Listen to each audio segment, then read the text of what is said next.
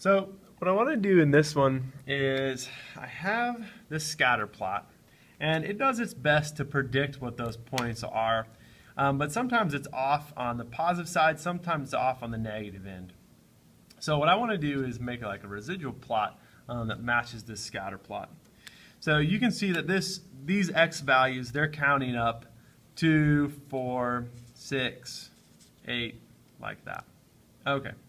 So I'm going to start with this first point, and it looks like it is a little bit below the line of best fit.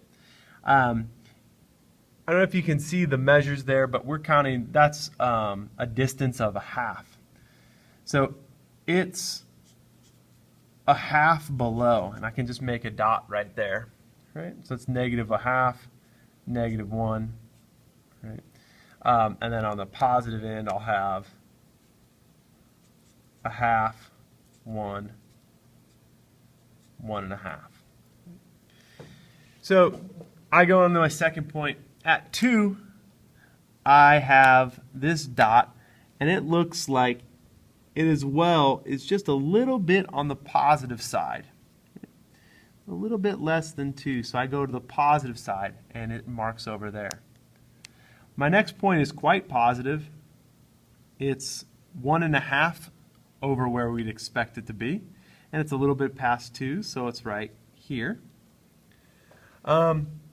And we have our next one where it is below. This time it's below by almost a full 1, and that occurs at 5, so that's down here. So basically I know where to go left and right based on where it is here. So this next one is at 6, so I know I'm going to make the line at 6. The question is, how much do I overshoot it or undershoot it? Well, on 6 I didn't overshoot or undershoot it at all. I just hit it square on, so it goes right there. At 8, I know I go to 8 here. I overshot it by just a little bit, right? And this measures how far it was.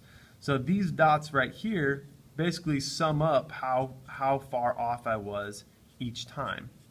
And obviously the number of dots on my residual plot should match the number of dots on my original scatter plot.